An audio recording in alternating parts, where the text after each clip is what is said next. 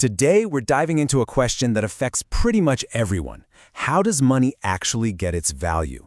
We're going to pull back the curtain on the whole hidden world of global currency. You know that feeling, right? One year, you're on vacation and you feel rich. Your money goes so far. The next year, in the exact same place, you're pinching every penny. Well, that's not just random luck.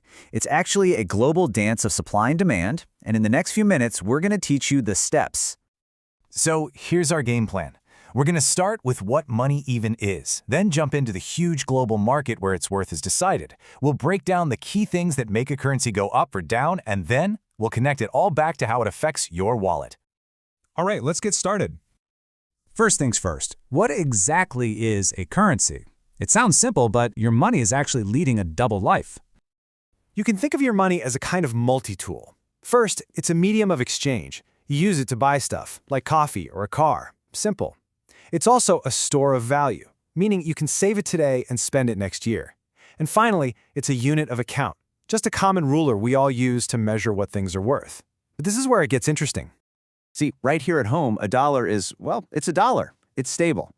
But the moment that dollar crosses a border, it enters this wild, unpredictable arena where its value is changing literally every second. And that's the key to understanding everything else. So where does this all happen? Welcome to the biggest, fastest-moving popularity contest on Earth, the global currency market. We're talking about the foreign exchange market. You've probably heard it called Forex. Now, this isn't one single building. It's a giant, non-stop digital network of banks, corporations, and traders. And get this, over $7 trillion changes hands here every single day. It's a financial machine that never, ever sleeps. The price tag in this giant market is called the exchange rate, and it's all driven by a concept we all learned in school: supply and demand. If tons of people want to buy a certain currency, say the US dollar, because the economy looks strong, demand goes up and its value climbs. But if people get nervous and start selling, the value can drop like a rock. Okay, so if it's all about supply and demand, what actually drives that? What makes a currency a hot commodity, or not so much? Let's get into the rules of this game. It pretty much boils down to these big five. These are the heavy hitters that financial experts all over the world are watching constantly. Each one can create huge waves, so let's break them down one by one. First up, interest rates. The easiest way to think about this is that a country's interest rate is like a reward for saving your money there. So, if a country raises its interest rates, it becomes a giant magnet for international investors. They all rush in to get a better return on their money, and all that buying pressure pushes that currency's value way up. Next, we have inflation, which is basically the arch enemy of a strong currency. Think about it. If prices in a country are shooting up, your money buys less and less each day. It's like your purchasing power is evaporating. And if that's happening, nobody from another country wants to hold on to that currency, right? So its value drops. And you can see that really clearly here. It's a pretty straightforward inverse relationship. When inflation is high, the currency's value is low, and vice versa. Investors are always looking for a safe harbor for their cash, and a currency that's losing its buying power is just not a safe place to be.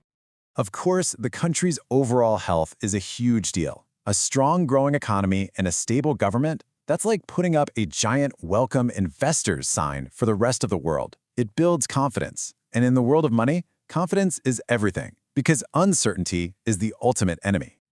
This quote really nails it. At the end of the day, a currency's value is a mix of hard numbers and, well, human feelings.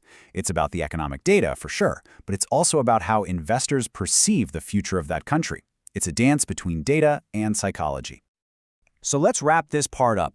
You've got high interest rates and a stable economy acting like tailwinds, pushing a currency's value up. On the other side, you've got high inflation and political chaos acting like headwinds, dragging it right back down. The exchange rate you see is just the result of this constant global tug-of-war. Okay, that's the theory. But what does this massive global game of currency tug-of-war actually have to do with you? Well, probably more than you think. Let's bring this all back home. Seriously, every single time you go on a trip, buy a product that was made somewhere else, or even just look at your retirement savings, you're feeling the effects of this market. That smartphone in your pocket, the bananas you had for breakfast, the car you drive, the prices of all those things are being nudged up and down by these currency fluctuations. So here's the bottom line. This isn't some abstract topic just for Wall Street bankers.